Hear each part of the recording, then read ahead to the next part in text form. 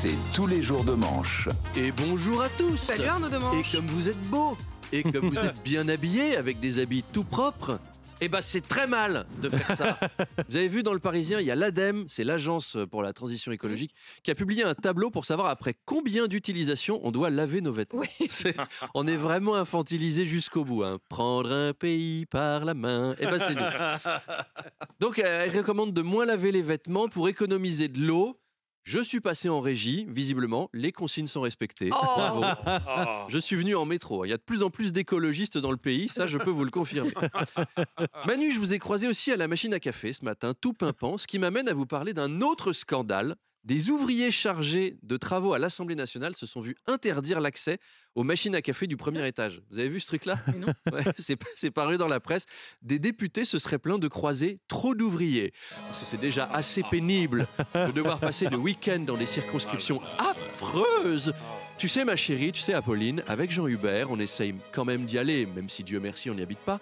On va serrer la main à d'adorables prolétaires sur les marchés. Ils sont gentils, hein, ça c'est vrai. Vous savez quoi ? Ils n'ont rien, mais ils donnent tout. Mais c'est quand même un coup à attraper des maladies. Alors si c'est pour en retrouver ici à notre machine à café, je dis non, c'est vrai. Est-ce que Charles Amédée de Courson utilise les toilettes sèches du chantier ? Non. Chacun son safe space. Alors la présidente de l'Assemblée, Yael Braun-Pivet, s'est déclarée choquée. En plus, si ça se trouve, c'est pour leur bien. Est-ce qu'un immigré clandestin veut vraiment se retrouver en face d'Éric Ciotti à faire caméra café, hein ? Alors, Mohamed, il est bon ce café ? Au fait, comment vous appelez-vous, Mohamed ? Ramzi. Enchanté, Ramzi, moi c'est Eric. Ça va ? Ça vous manque pas trop, l'Afrique ? Vous savez, moi je suis né à la Courneuve. Oh, ça c'est joli. Et vous avez des papiers pour prouver ce que vous dites ? Ça va être malheureux. Après, croiser un mec de gauche, ça peut être chiant aussi, hein. Merci Adama pour ce que vous faites pour le pays. Il n'y a pas de quoi, monsieur Ruffin. Et merci aussi à Amadou, et Mariam, et Bernard, Arnaud, et Yann, Artus, Bertrand. Oui, je dois aller travailler. Et à ton collègue congolais, Maximilien Fulgence Traoré, celui qui sort de prison, qui est en probatoire. Il est libre, Max. Il est libre, Max. Ouais, puis il y en a même qui disent qu'ils l'ont vu voler. Hein. Sur le budget, Arnaud, sans surprise, les Insoumis ont déposé une motion de censure, mais François Bayrou devrait y échapper. Bah oui, il est malin, hein. Il a fait plaisir au RN en parlant de submersion migratoire, il a fait plaisir à la gauche en énervant Bernard Arnault. Hop, équilibré le gars. Alors, peut-être que son budget enverra la France dans le mur, on sait pas. En attendant, lui, il l'évite, le mur. Il choisit. Dans le budget, il y a la fameuse taxe lapin. Ça, c'est si tu vas pas à ton rendez-vous médical, tu dois payer quand même. C'est une mesure qui aurait rendu très riche François Bayrou lui-même à l'adolescence, hein, s'il avait fait payer tous les lapins qu'on lui a mis, tous les râteaux. Ça aurait été lui, Bernard Arnault. Lui. Emmanuel Macron envisage à son tour de réduire la durée des vacances scolaires. Alors ça, c'est un sujet explosif. Et j'ai écouté RMC hier, on en parlait dans Les Grandes Gueules. Bienvenue dans Les Grandes Gueules, l'émission qui gueule tout fort ce que tout le monde pense tout haut. Et Charles Consigny, Bruno Poncet et Barbara Lefebvre sont autour de cette table. Charles, eh bien écoutez, sur cette histoire de vacances scolaires, moi je trouve qu'il a raison. Le niveau des élèves de ce pays est effrayant. Quand tu vois les Chinois à 6 ans, avant d'aller à leur cours de physique nucléaire, ils font un détour par l'usine. Ils fabriquent 80 iPhones en 2 heures. Après, ils vont jouer du Mozart. Pendant ce temps-là, les nôtres, et laisse-moi conclure, Bruno, s'il te plaît. Les nôtres, ils colorient des rectangles et ils lèchent des feutres à 14 ans. Alors maintenant, je sens que le cégétiste Bruno Poncet a envie de parler. Alors vas-y, exprime-toi. Non, mais moi, je trouve pas... Non, plus près du micro.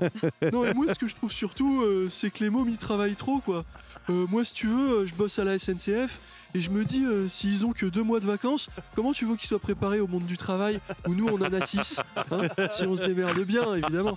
Après, je sais pas ce qu'en pense Barbara Lefebvre, elle est prof, alors je sais pas, Barbara. Non mais on rêve. Raccourcir les vacances. Non mais j'hallucine quoi.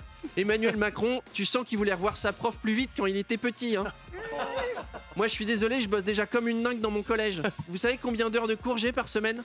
7. Ah ouais, putain, c'est vachement beaucoup. Ouais, le reste du temps, je suis ici. Et voilà, c'est la fin. On a pu faire avancer le débat. On comprenait pas pourquoi Emmanuel Macron a dit ça. Peut-être qu'il trouvait qu'il était encore trop populaire. 79% de mécontents. Il veut aller chercher les 100. Merci de nous avoir suivis. Si vous avez des acouphènes, c'est normal. Et à demain, Pauline. Il est 7h23, c'est l'heure du pirate. RMC. Demanche pirate, le face-à-face. Salut Arnaud. Bonjour, Arnaud, mon bonjour. invité dans le face-à-face tout à l'heure à 8h30, ce sera Laurent Wauquiez, le président du groupe Droite Républicaine à Oh l'Assemblée. la chance. Ah, vraiment, le pourfendeur de l'assistanat est là. Enfin, le pourfendeur qui passe toutes ses grandes bouffes à 100 000 en note de frais depuis 30 ans, mais pourfendeur de l'assistanat quand même. Et justement, Laurent Wauquiez va dîner ce soir avec... Bruno Retailleau. Oui, Eh ouais, bingo, j'ai bossé mon avec interview. nos sous et avec Bruno Retailleau à la veille du bureau politique des LR. Est-ce qu'il existe un dîner au monde où on a encore moins envie d'aller qu'un dîner Wauquiez et Retailleau? Hein, Charles? Vous feriez un dîner presque parfait comme ça? Aujourd'hui, Charles Magnin est invité à dîner chez Laurent Wauquiez et Bruno Retailleau, et c'est Laurent qui a fait le menu. Alors en entrée, on va parler d'immigration. Comme plat, on aura une bonne conversation sur l'Algérie. Ça te va, Charles? Pourquoi t'as pas mis ton pantalon moutarde comme nous? Ouais, non, ça me va, c'est super. Et au dessert, on va attaquer le millefeuille administratif. Mais avant le repas, il y a les animations. Bruno et moi, on va expliquer à Charles nos projets pour la refonte du parti. Et Charles, il va aller dans la salle de bain avec des cartons pour mettre des notes. Alors pour ce dîner, j'ai mis un 3. Hein, je pense que c'est le score qu'ils vont faire à la présidentielle. C'est raccord. Charles, sors des toilettes, on n'a pas encore parlé de l'AME. Ah, pitié. Laurent Wauquiez réfléchit en effet à une refonte du parti. Les Républicains sont en perte de vitesse. J'ai même lu dans la presse, la marque est morte. Vous savez, comme Banga, Prise Unique ou Sironimo, sauf que ça, c'était des marques dont on a des bons souvenirs. Alors que les Républicains, je veux dire, même si on est de droite, quoi, on peut pas dire que ce soit bandant, le RPR, ok, l'UMP, que des succès.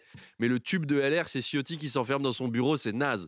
Alors quoi comme nouveau nom? Je propose le CLRNMPFPLD. Bien sûr. Ça a l'air compliqué comme ça veut dire comme le RN, mais faut pas le dire. Ça me paraît être le bon nom. Et après, il y aura la présidentielle. Alors, Wauquiez est candidat, Bertrand probablement, Retailleau aussi. Suspense, suspense. Qui va donc perdre face à Marine Le Pen dès le premier tour et la rallier au second? Eh ben, on va demander à Laurent Wauquiez à 8h30. Ce sera une interview presque parfaite avec Apolline.